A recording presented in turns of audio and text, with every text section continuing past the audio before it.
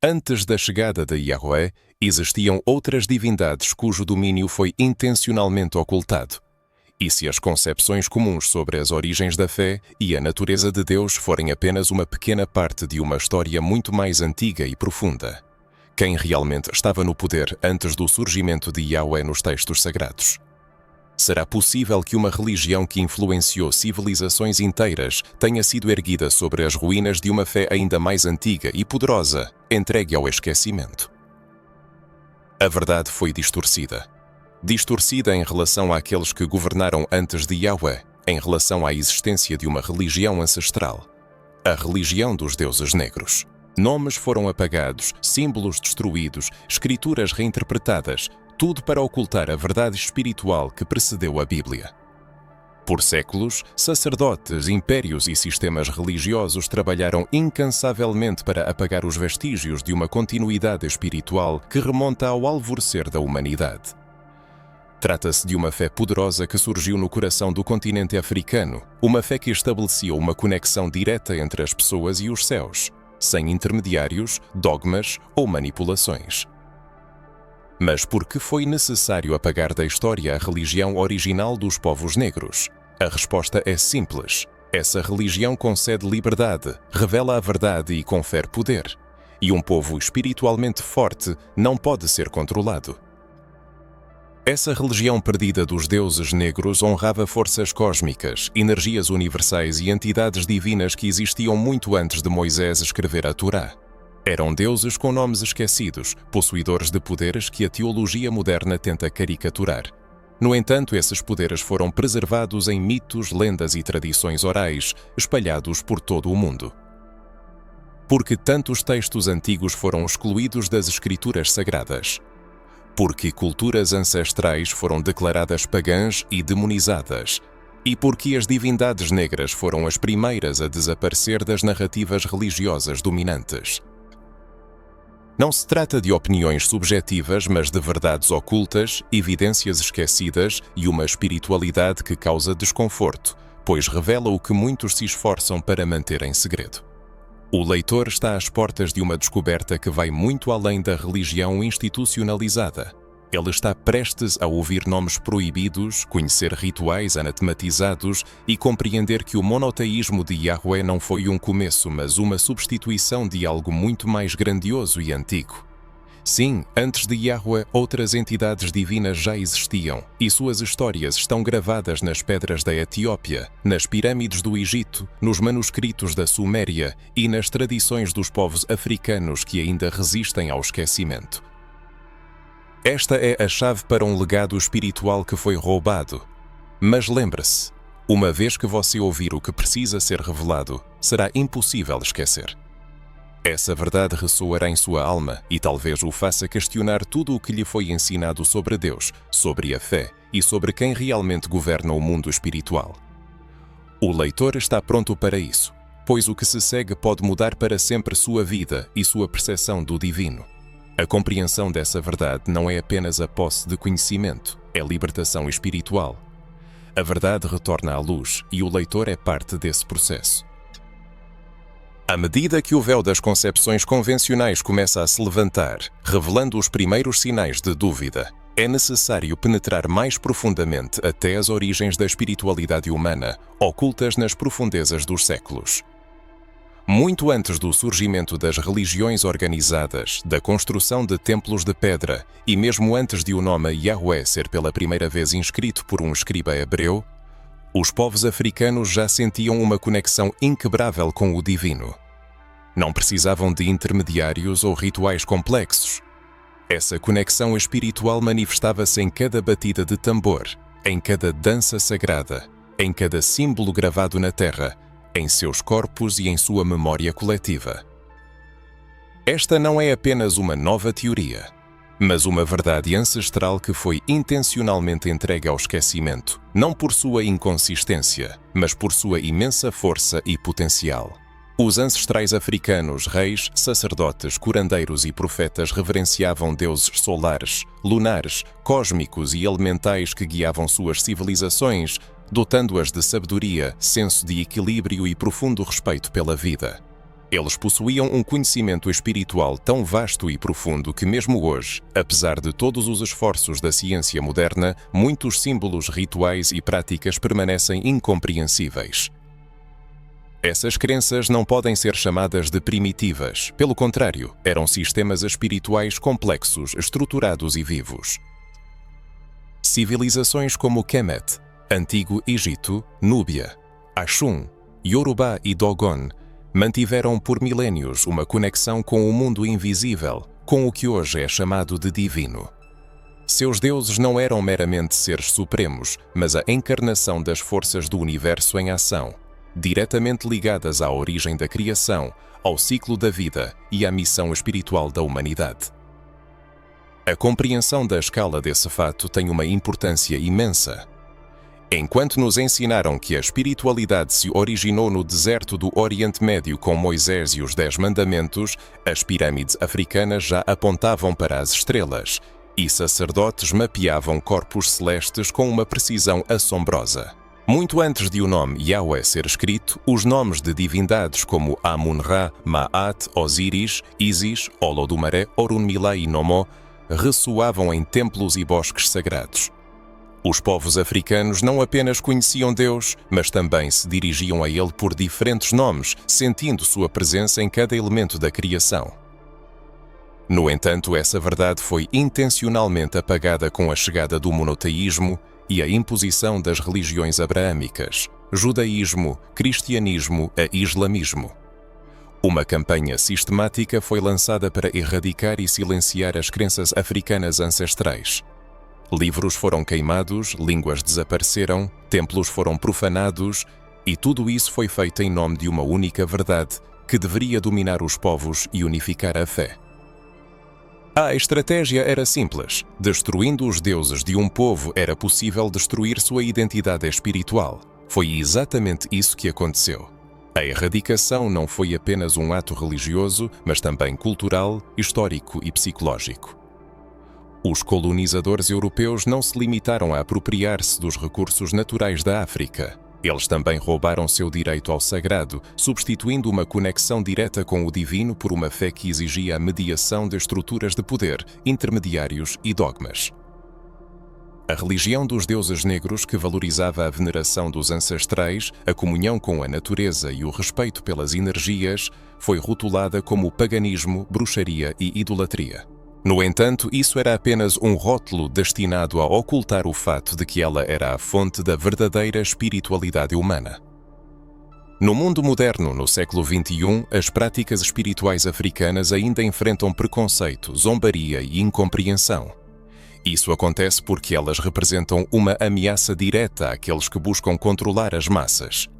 Essas manifestações não podem ser subjugadas, elas não se encaixam nos moldes das instituições religiosas modernas. Sua vitalidade representa um perigo para aqueles que buscam manter as pessoas em cativeiro espiritual. No entanto, a presença aqui já é um sinal de despertar, um retorno às origens.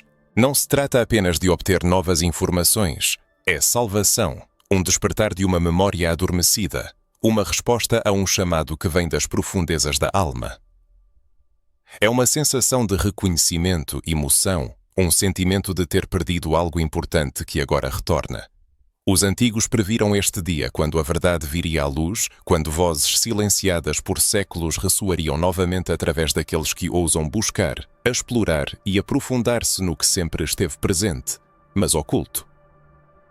Os antigos transmitiram seus conhecimentos através de hieróglifos, pinturas rupestres, danças, cânticos e mitos, deixando pistas por toda a parte.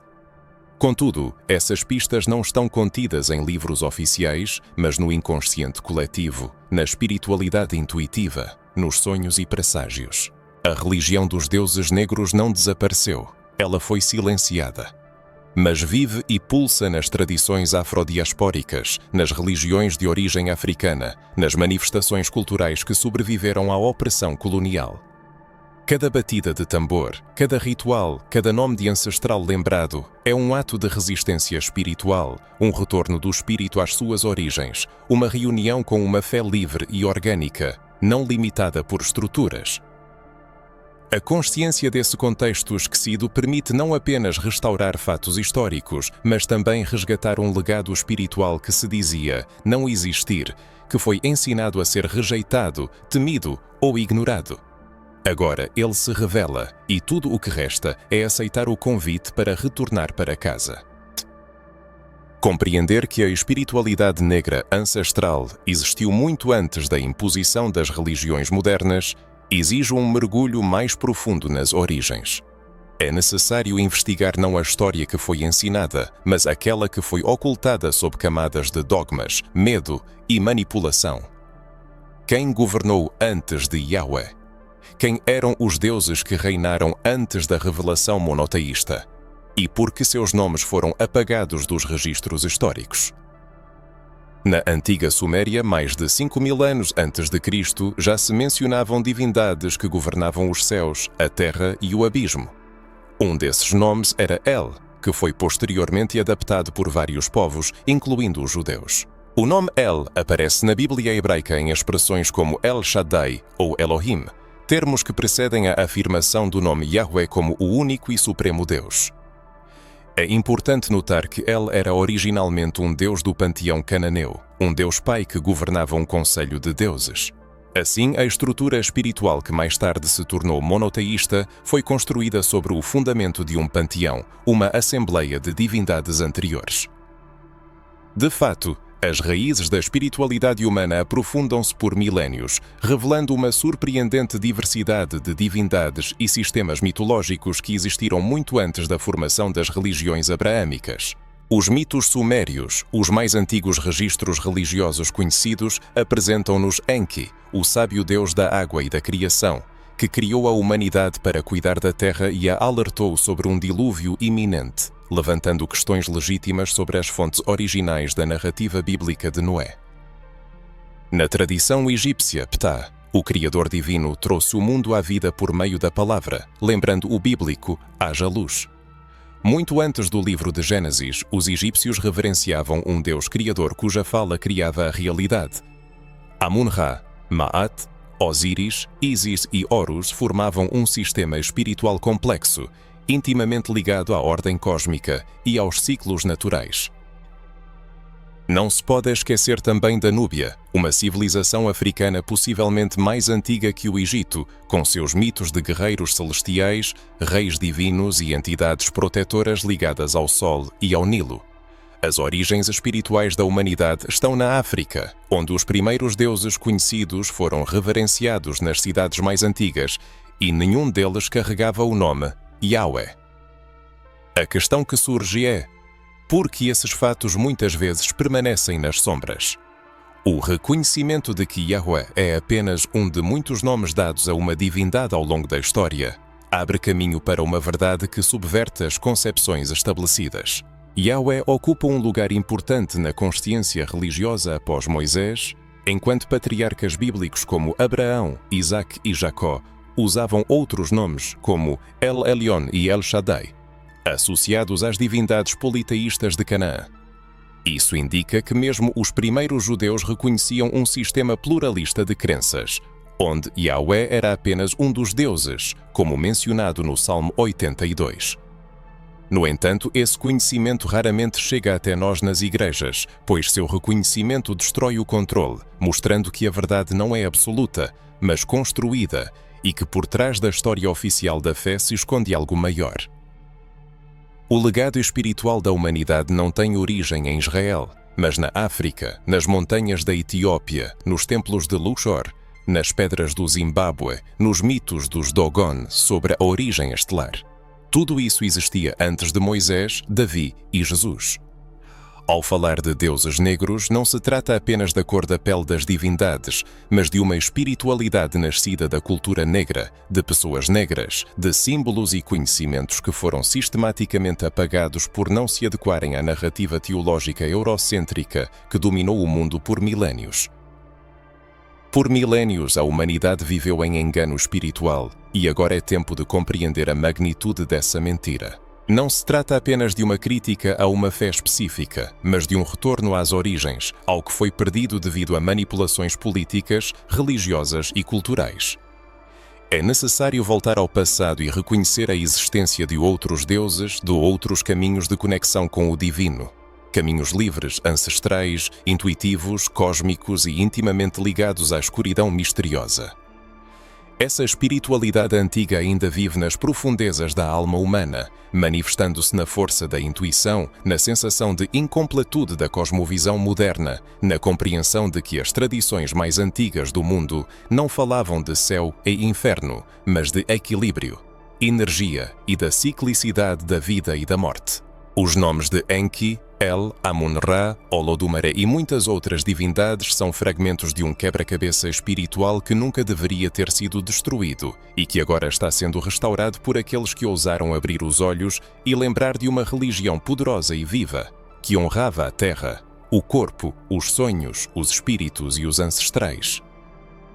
Compreender que a espiritualidade existia muito antes de Yahweh e que nomes como El, Enki e Amun-Ra definiram a consciência espiritual da humanidade antes do surgimento do monoteísmo exige ir além de uma mera enumeração de nomes. É necessário entender como essa religião ancestral funcionava, que práticas incluía, que símbolos sustentavam seu poder e por que ela representava uma ameaça tão grande que se buscou destruí-la.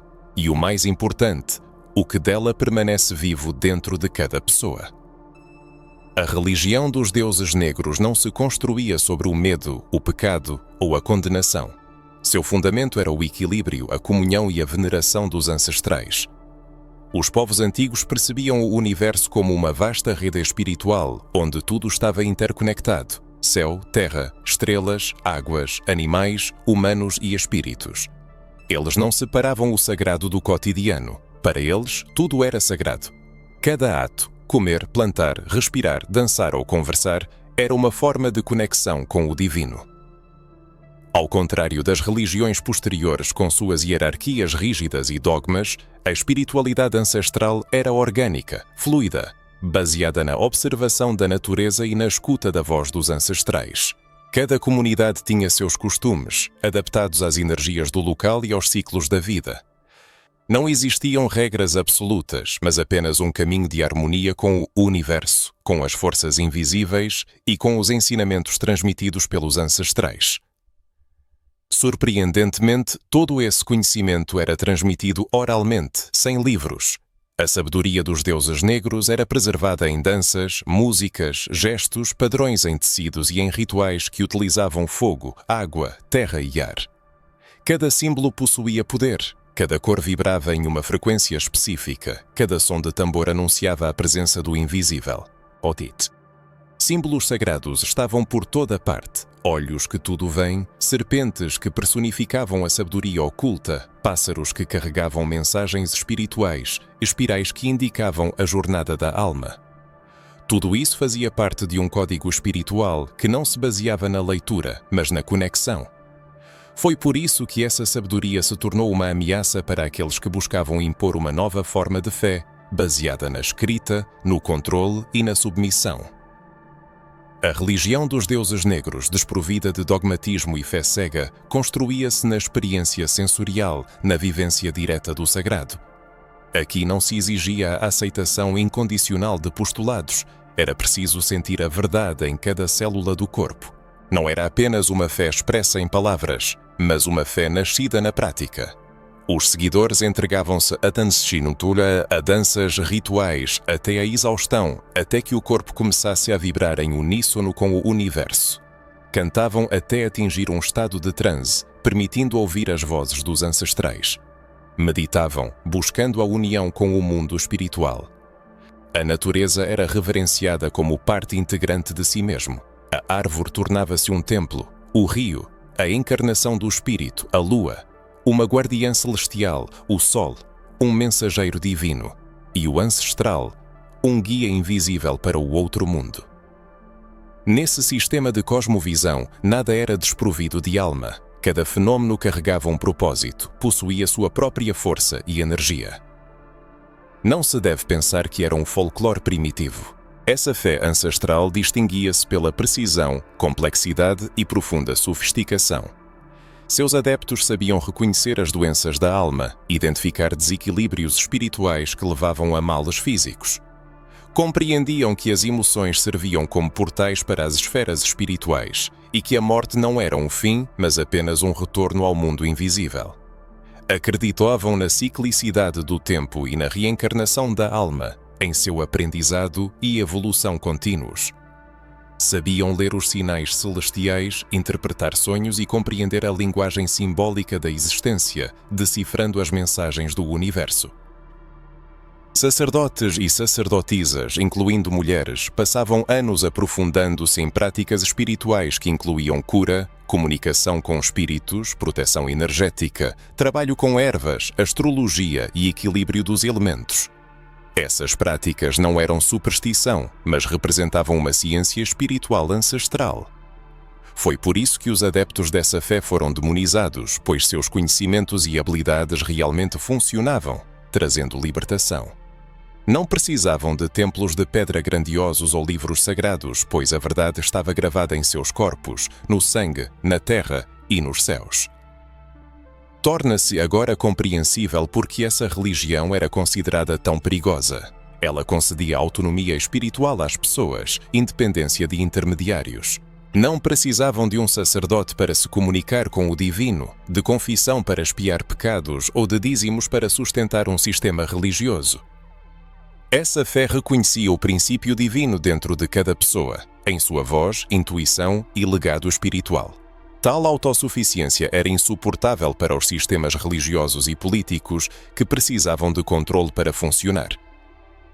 Foi precisamente por essa razão que essa religião foi submetida a uma perseguição brutal. Seus símbolos foram declarados demoníacos, seus rituais, bruxaria, seus nomes, apagados da memória. Os sons de seus tambores foram silenciados e suas sacerdotisas queimadas em fogueiras. Tudo isso foi feito sob o pretexto de salvar almas, mas, na realidade, o objetivo era salvar um sistema construído sobre o medo, a culpa e a ignorância.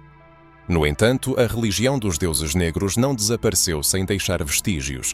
Ela apenas se disfarçou, escondendo-se em religiões afrodiaspóricas, cultos de origem africana e tradições indígenas. Ela sobreviveu no conhecimento de curandeiros e xamãs, nas orações dos anciãos e talvez até em você, mesmo que ainda não esteja totalmente despertado. Quando você sonha com águas profundas, com serpentes ou com vozes que não compreende, quando arrepios percorrem sua pele sem motivo aparente, quando você sente a energia mudar em certos lugares, quando você chora sem razão aparente e sente a necessidade de retornar a algo que nunca experimentou, mas que o chama, essa é a religião dos deuses negros, chamando você de volta. É a espiritualidade de seus ancestrais se dirigindo a você dizendo: Ei, você ainda pode se lembrar. Talvez cada pessoa em sua vida tenha se deparado com experiências espirituais profundas, mesmo fora dos enquadramentos religiosos estabelecidos. Talvez alguém tenha sentido proteção invisível ou orientação de forças superiores, sem sequer perceber isso plenamente.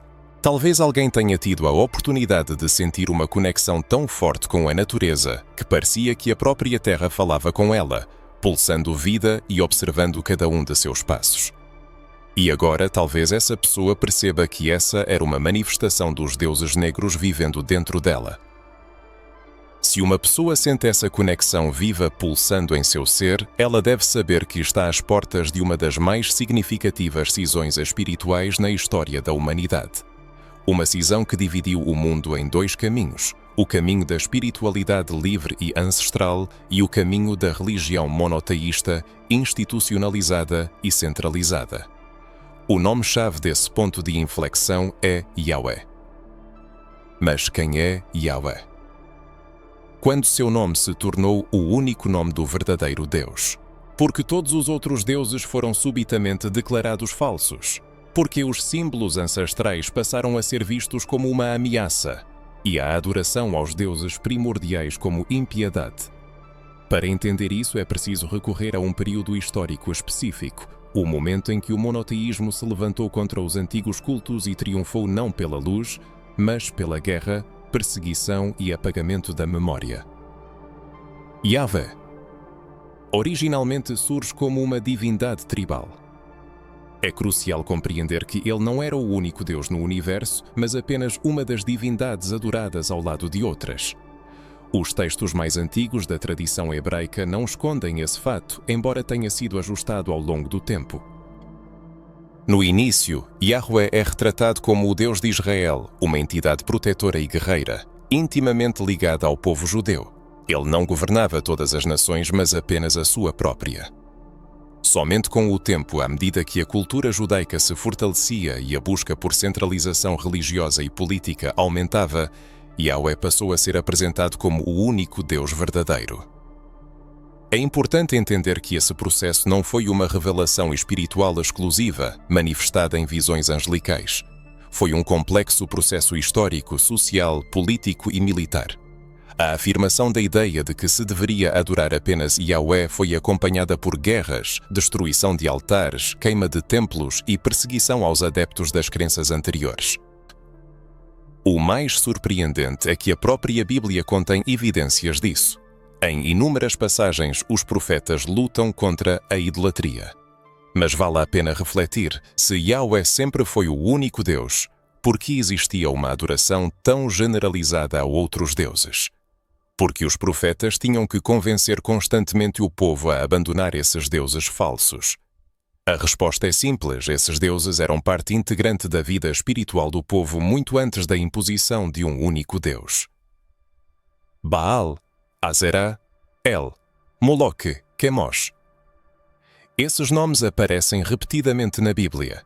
E, ao contrário do que se pensa, eles não eram meras invenções ou demónios disfarçados. Eles eram deuses adorados por milénios, com seus próprios sistemas religiosos, templos e seguidores.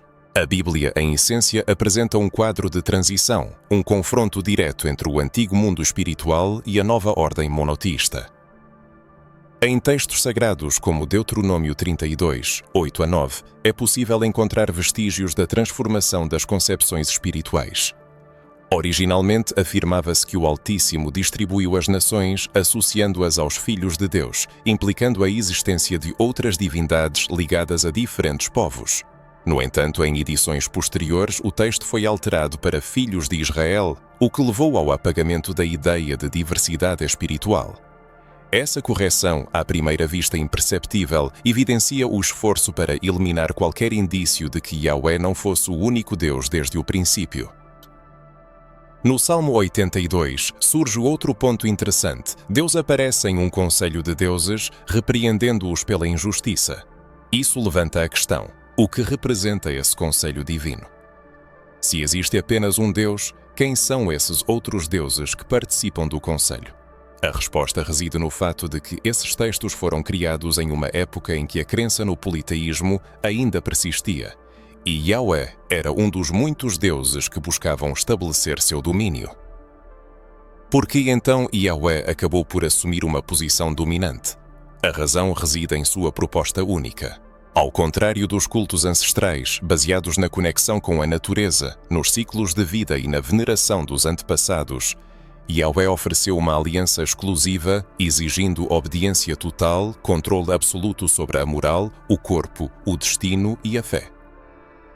Ele insistiu na centralização do poder, exigindo adoração exclusiva em um único templo, o que facilitava o controle político. A afirmação de Yahweh como o único Deus foi acompanhada pela criação de uma narrativa que demonizava tudo o que o precedia. Rituais de cura ancestrais foram declarados bruxaria, altares antigos foram destruídos, sacerdotes de deuses antigos foram perseguidos e mulheres que possuíam conhecimento sobre ervas e ciclos lunares foram rotuladas como bruxas. Assim, a memória espiritual de povos inteiros foi reescrita por meio da violência religiosa. Apesar de todas as tentativas de apagar essa memória, ela ainda está viva, e a prova disso é que, apesar das afirmações sobre a exclusividade de Yahweh, muitos sentem a presença de algo maior, uma força mais antiga, vasta e viva, que se conecta diretamente com eles, sussurra em seus sonhos, pulsa em seus rituais e desperta no contato com a natureza. É importante não rejeitar Yahweh, mas sim reconhecer que ele não foi o começo, mas apenas parte de uma história mais ampla, uma história que tem suas raízes na espiritualidade negra. nos deuses negros, nos cultos ancestrais e na liberdade espiritual que existia antes da imposição religiosa. A compreensão desse fato pode dar um novo significado aos textos bíblicos. Ao ler sobre a destruição de ídolos, deve-se lembrar que muitos deles eram representações sagradas de ancestrais. A afirmação de um único caminho deve ser vista como um discurso criado para eliminar todos os outros. E ao ouvir sobre a vitória sobre os deuses antigos, é preciso lembrar que a memória deles está viva e desperta dentro de cada um. Surge a questão: você já considerou os textos bíblicos sob essa perspectiva? Notou passagens que indicam a existência de outros deuses? Não teve a sensação de que algo estava faltando na narrativa oficial, como se partes da história tivessem sido perdidas? Se você sente que a verdade, Jonak, está em algum lugar, prepare-se para revelações, pois não se trata de especulações, mas de provas irrefutáveis. Não são mais apenas teorias ou suposições, mas documentos reais, textos antigos e artefatos que escaparam daqueles que buscavam julgá-los no esquecimento. E contra todas as tentativas, essas evidências sobreviveram, ocultas dos olhos curiosos, esperando por aqueles que estão prontos para ver a verdade. A própria Bíblia, o livro mais difundido e, ao mesmo tempo, mais distorcido da história, contém fragmentos que indicam diretamente que Yahweh não era o único objeto de adoração. Um estudo atento do texto revela dezenas de menções a outros deuses, seja no contexto de oposição, diálogo ou reconhecimento de sua existência. Tomemos, por exemplo, o Salmo 82, que muitos folheiam sem se aprofundar. No entanto, este texto é uma das declarações mais ousadas da Bíblia. Deus se levanta na Assembleia Divina. No meio dos deuses, ele julga. O que significa a presença de um Deus entre outros. Teólogos tentam suavizar esse fato, alegando que deuses se refere a juízes humanos, mas tal explicação não resiste à crítica no contexto do original, onde é usada a palavra Elohim, o mesmo termo que designa Deus no plural. Mais adiante no texto, o Altíssimo diz: Vós sois deuses e todos vós sois filhos do Altíssimo. Quem são essas entidades? Porque há uma transição do singular para o plural, como se existisse um conselho divino. E este não é um caso isolado. No livro de Gênesis 1:26, antes mesmo da criação do homem, Deus diz: Façamos o homem à nossa imagem, conforme a nossa semelhança. Novamente, o plural. Quem é esse nós? Se Deus era um só com quem ele estava conversando. E, mais uma vez, os teólogos recorrem a interpretações complexas para evitar o óbvio. Mas a verdade é que os textos originais guardam vestígios de uma espiritualidade pluralista, um mundo onde coexistiam diferentes deuses, cada um com seu papel e poder, e onde Yahweh não era o único soberano. Essas evidências tornam-se ainda mais convincentes ao se estudar os livros apócrifos, excluídos do cânon bíblico oficial devido à sua discordância com a narrativa aceita. Os livros de Enoque, Jasher e os textos de Nag Hammadi revelam um complexo panorama espiritual, incluindo seres celestiais, deuses caídos, forças superiores, dimensões ocultas e linhagens divinas que precedem o reinado de Yahweh. No livro de Enoque, por exemplo, são mencionados os vigilantes, seres celestiais que desceram à Terra e transmitiram conhecimentos proibidos aos humanos, o que levou ao surgimento de uma raça de gigantes. Esse texto foi excluído porque rompia com o discurso centralizado, demonstrando que a espiritualidade existia muito antes de Yahweh e era muito mais complexa e multifacetada. Se nos voltarmos aos textos sumérios, os documentos espirituais mais antigos, podemos ver os nomes de deuses que criaram a humanidade antes do dilúvio, instruíram reis e competiram pelo poder sobre os territórios terrestres. Nomes como Enki, Enlil, Anu, Ninhursag e Inanna são encontrados por toda parte e suas histórias antecipam em muitos aspectos as narrativas bíblicas. Cria-se a impressão de que a Bíblia reelaborou mitos mais antigos, adaptando-os para um novo público e, ao mesmo tempo, apagando sua verdadeira origem, especialmente se ela estiver ligada aos tempos primordiais da antiguidade. Não apenas as fontes escritas guardam testemunhos das tradições espirituais da antiguidade. Descobertas arqueológicas também contribuem significativamente para a revelação dessa história. Em várias regiões, incluindo o Sudão, foram descobertas pirâmides que precedem as egípcias. Templos ocultos sob a terra testemunham práticas espirituais que existiam antes da era de Moisés. Registros e imagens de divindades femininas e solares de pele escura, submetidas à destruição intencional ou ocultação, também revelam muito. Sítios arqueológicos na África, no Oriente Médio e até na América Latina demonstram motivos simbólicos comuns, como espirais, imagens do olho divino, triângulos invertidos e discos solares alados. Esses símbolos estão ligados a antigos cultos espirituais que foram excluídos da história oficial. No entanto, os vestígios desses cultos sobreviveram, manifestando-se em detalhes, alusões em textos, rituais populares e tradições transmitidas de geração em geração. Eles também são encontrados em achados arqueológicos frequentemente ignorados pela mídia, bem como em papiros encontrados em cavernas, manuscritos preservados por monges e inscrições que especialistas tendem a considerar mitos ou meras coincidências. Esses fatos indicam que a história espiritual da humanidade foi reinterpretada com o objetivo não de revelar a verdade, mas de estabelecer controle sobre ela. Nomes foram alterados, origens esquecidas, símbolos demonizados e a religião dos deuses antigos, que inspirava reverência, harmonia, conexão com a natureza e respeito aos antepassados, foi sepultada sob camadas de culpa, medo e ignorância. No entanto, atualmente essas evidências vêm à tona e todos podem fazer parte dessa descoberta. Não se trata apenas de estudar a história, mas de reconhecer o que a alma já sabe, mas foi esquecido. Surgem questões sobre se alguém estava familiarizado com esses textos ocultos, se algo velado era sentido ao ler passagens bíblicas, e por que tantos livros foram excluídos da Bíblia. Gradualmente, uma compreensão mais ampla do que está acontecendo se forma. Nomes esquecidos retornam, símbolos reaparecem e memórias são ativadas. No entanto, surge a questão sobre as razões para a ocultação dessa informação e sobre aqueles que estavam interessados em destruir essa poderosa espiritualidade.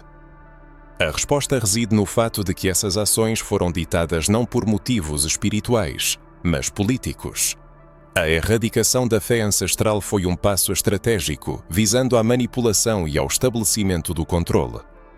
Pois o domínio sobre a espiritualidade de um povo significa o domínio sobre sua alma, identidade, visão de mundo e capacidade de resistência. Para atingir esse objetivo, era necessário substituir a fé original por outra religião controlada e centralizada que servisse aos interesses de impérios e estruturas de poder.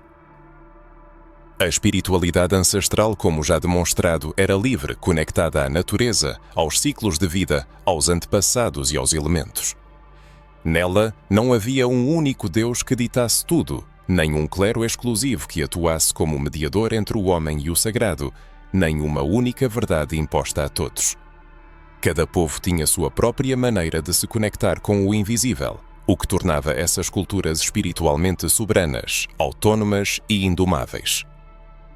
Imagina um grupo de pessoas com espírito indomável, cujas crenças e costumes estavam profundamente enraizados em sua cultura. Agora, imagina o impacto que isso teria em um império que busca controle total. Um império que precisa que todos sigam um único pensamento, uma única fé e um único comportamento. O que ele faria?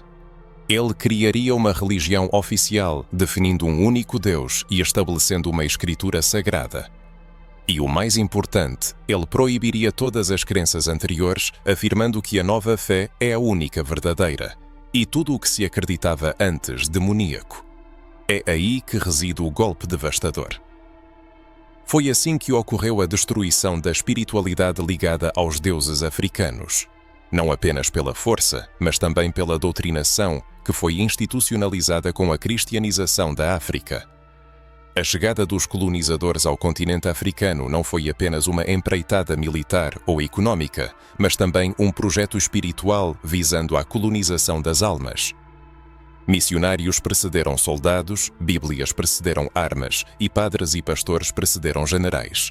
Sua missão era converter os pagãos, o que na prática significava erradicar a antiga cultura espiritual dos africanos e substituí-la por um modelo europeu, patriarcal e hierárquico. As religiões tradicionais africanas foram perseguidas, ridicularizadas e demonizadas. Rituais foram proibidos, tambores silenciados e os deuses foram declarados demónios. Tudo isso foi feito em nome de Deus, mas na verdade em nome do poder. A espiritualidade africana não se submete ao controle, não obedece a regras impostas e não separa o corpo do espírito, o divino do humano. Ela não se encaixa nos moldes daqueles que buscam dominar. O colonialismo tornou-se um instrumento de destruição espiritual. Potências europeias, ao invadir a África, não apenas saquearam ouro, petróleo e diamantes, mas também roubaram almas. Eles criaram fronteiras artificiais, destruíram culturas e impuseram suas línguas, costumes e religiões. A religião cristã, apresentada como libertação, na verdade serviu como um instrumento de subjugação. Os africanos foram ensinados que sua própria cultura era pecaminosa, seus ancestrais amaldiçoados, seus deuses falsos, e que sua fé deveria ser substituída pela salvação branca europeia. Se a fé ancestral era tão equivocada, por que precisava ser erradicada com tanta violência? Se os deuses antigos não possuíam poder, por que era necessário destruir seus templos, rituais, nomes e imagens? Se Yahweh era a única verdade, por que as pessoas temiam o contato com os deuses ancestrais? A resposta é simples. A espiritualidade africana carregava uma força incontrolável, uma força que liberta, desperta e ativa a memória do espírito. E isso representava e representa uma ameaça para qualquer sistema que prospera através do controle da consciência. Não se pode ignorar as teorias de manipulação espiritual que cercam essa substituição religiosa. Muitos estudiosos e líderes espirituais afirmam que não foi apenas uma mudança de crenças, mas uma verdadeira tomada de energia. Ao forçar milhões de pessoas a cortar a conexão com suas raízes espirituais, em vez disso, a se conectar com uma divindade imposta, uma massiva transferência de energia foi criada, um deslocamento de polos e uma mudança de poder. Sobre a manipulação da consciência e o despertar espiritual. Imagine milhões de pessoas elevando preces a uma divindade alheia à sua herança espiritual, usando uma língua estrangeira, curvando-se diante de uma imagem que não reflete sua essência e rejeitando a sabedoria de seus próprios ancestrais. Isso gera um bloqueio coletivo, um profundo rompimento com as raízes e um esquecimento forçado. É nisso que reside a causa de muitos sofrimentos, crises existenciais e angústia espiritual, pois as almas se veem separadas de suas fontes primordiais. No entanto, nem tudo está perdido, a memória está retornando, e você é a prova viva disso. Se você está lendo estas linhas, significa que sua alma está despertando. Você sente que nem tudo o que lhe foi ensinado corresponde à verdade, e começa a se lembrar do que tentaram esconder de você. É uma revolução silenciosa, que nasce no espírito e na consciência. Ela começa com a percepção de que você foi enganado, mas agora você se lembra. Você já se perguntou por que as crenças tradicionais africanas foram tão perseguidas? Sentiu desconforto com a visão imposta sobre seus ancestrais? Nunca lhe ocorreu que a fé pode ser usada como um instrumento de controle, e não como um caminho para a libertação? Agora que a verdadeira razão para a ocultação da verdade se revela, surge uma pergunta legítima. O que tudo isso tem a ver com sua vida aqui e agora? Não se trata apenas de uma história distante, nomes esquecidos ou arqueologia espiritual. Trata-se de você, de sua alma, de seu vazio interior, de sua busca e daquela dor invisível que você talvez carregou por toda a vida e que agora ganha nome, origem e direção. A erradicação das religiões ancestrais destruiu não apenas templos, mitos e símbolos, mas algo muito mais valioso, a conexão entre você e sua essência espiritual.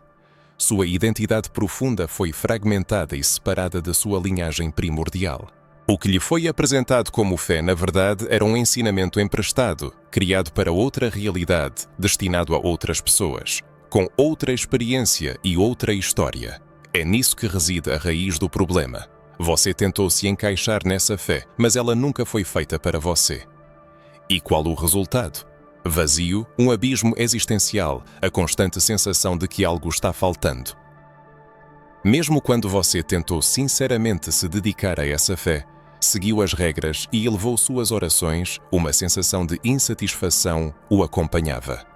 Um sentimento de distanciamento, como se você estivesse constantemente tentando se aproximar de um Deus que parecia distante, estranho e inacessível.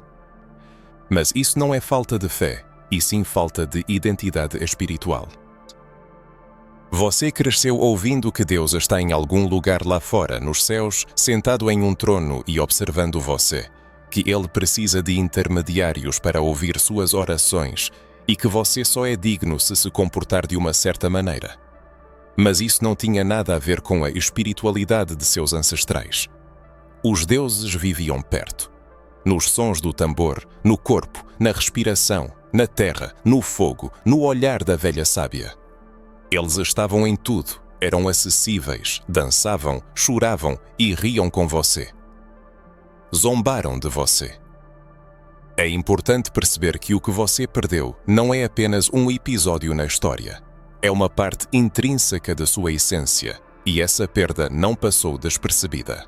Ela se manifestou de várias formas, na incansável fadiga existencial, nas dificuldades com a intuição, na sensação de uma busca infinita sem esperança de encontrar, na necessidade constante de preencher o tempo com distrações para silenciar o grito do vazio, na dor de adorar um Deus que não o reflete e na culpa por isso. Esta é a espiritualidade escravizada. Agora, imagine o cenário oposto. Imagine o que acontece quando você começa a restabelecer a conexão com suas verdadeiras raízes espirituais. Quando você percebe que não precisa mais pedir permissão para acessar o divino, que os códigos da criação já estão em seu sangue, que os cânticos antigos ainda estão gravados em seu corpo, que os deuses ancestrais não o abandonaram, mas apenas esperaram pacientemente pelo seu despertar.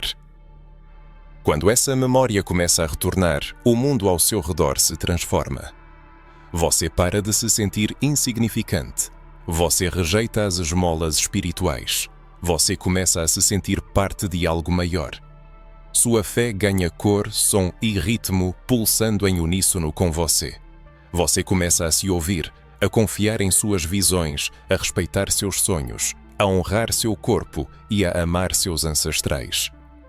Você não se encolhe mais diante de uma fé que condena, mas se expande dentro de uma espiritualidade que o aceita. No entanto, o processo de retorno a si mesmo não ocorre sem conflitos, pois o sistema ainda tenta puxá-lo de volta ao modelo antigo, intimidá-lo e convencê-lo de que o que está acontecendo é errado. Ele continua a sussurrar sobre perigo, heresia e rebelião. Mas agora você sabe que não é rebelião, e sim despertar.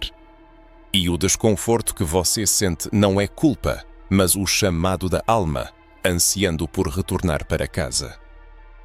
É crucial compreender o seguinte: isso não é ensinado nas escolas, nem pregado nos púlpitos. Essa verdade deve ser encontrada por si mesmo, desenterrada das profundezas do seu ser. E quanto mais fundo você mergulha, mais claramente percebe que a falta de autoestima, confiança, força e clareza não é uma fraqueza pessoal, mas uma consequência direta da perda de suas raízes espirituais. Por isso, cada vez que você ouve o chamado dos ancestrais, quando sente a vibração interior, quando ouve falar de deuses escuros, sabedoria ancestral e rituais esquecidos, você começa a se curar. A espiritualidade não é uma camisa de força nem um fardo, mas uma lembrança, um reencontro com aquilo que o sustenta por dentro. E esse reencontro começa com a coragem.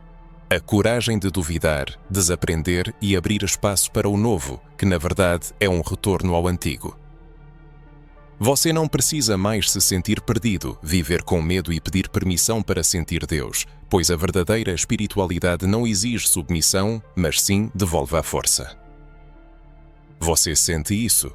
Reconhece esse vazio de que se fala? Sente que o reencontro espiritual pode transformar sua vida?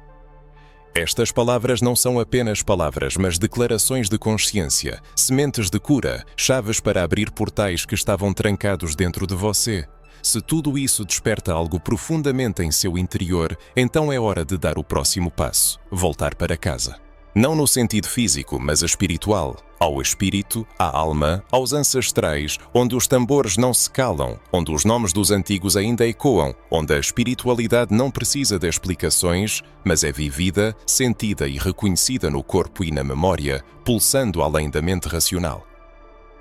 Nas profundezas da natureza humana reside uma fonte poderosa, a herança espiritual enraizada na mente coletiva dos ancestrais. E talvez, em sua consciência, esteja surgindo a pergunta: como restabelecer a conexão com essa fonte primordial, recuperar o que foi perdido, mas inconfundivelmente reconhecido pela alma? O caminho para o reencontro começa com um diálogo interno. Antes de iniciar rituais externos, é necessário silenciar as vozes impostas de condicionamento, culpa e vergonha espiritual. Pois, sem a capacidade de ouvir a própria intuição, a pessoa continuará a tentar se encaixar em um caminho estranho à sua alma. O retorno à fonte espiritual não começa com o estudo de livros, mas com o despertar de memórias adormecidas da sabedoria acumulada por gerações de ancestrais.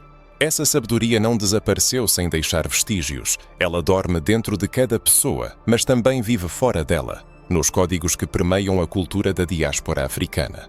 Cada melodia, cada movimento de dança, cada toque de tambor, cada peça de roupa, cada planta, cada manifestação de fé em terreiros, em quilombos, nas periferias e nos assentamentos urbanos, tudo isso carrega fragmentos da espiritualidade dos deuses negros.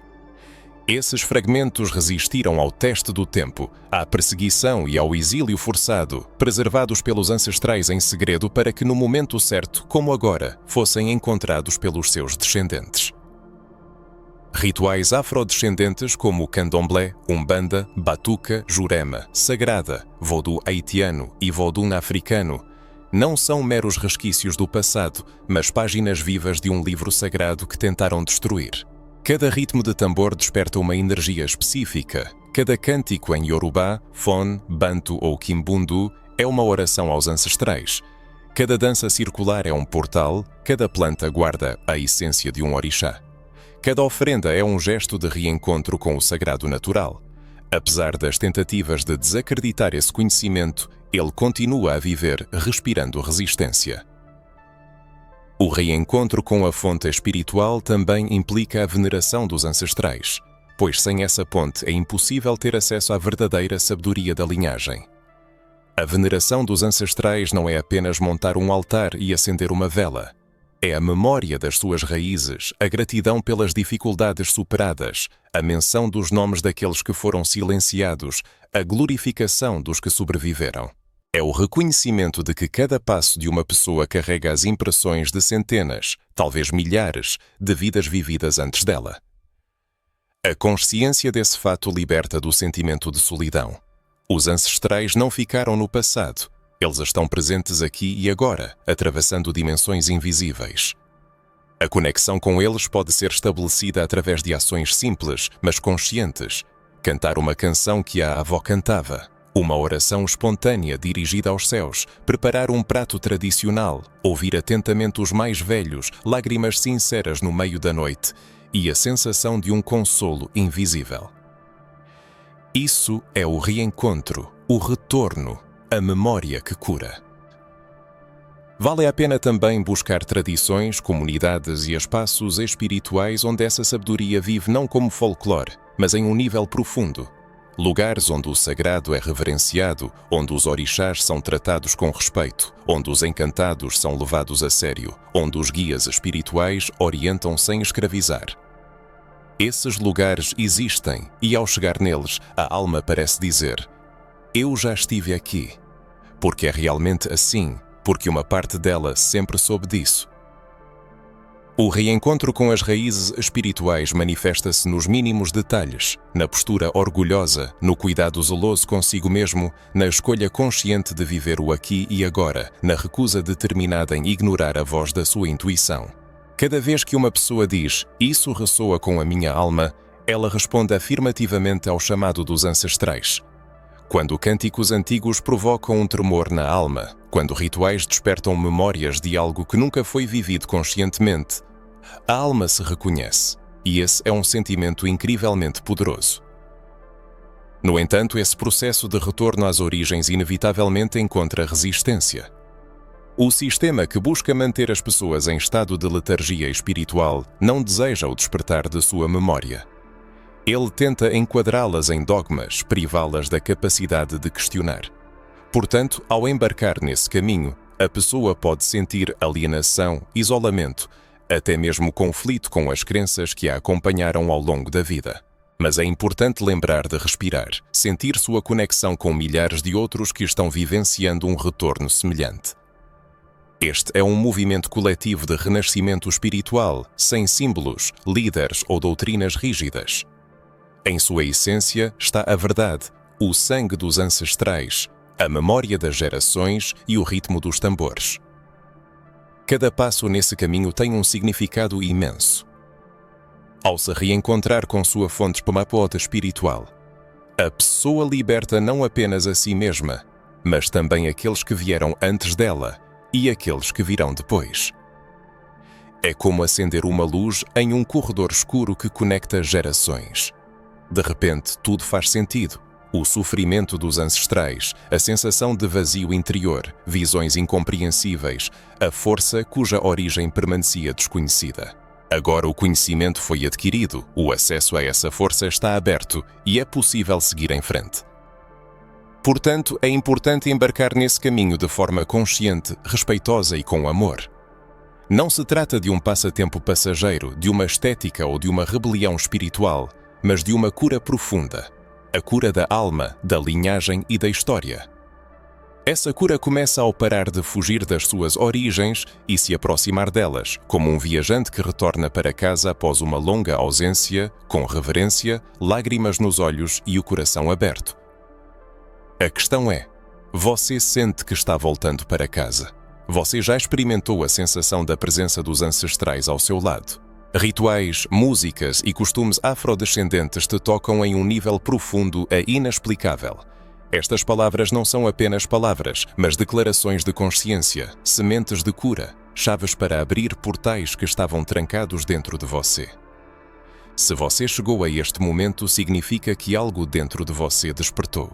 Isso não é uma coincidência, isso é o reencontro.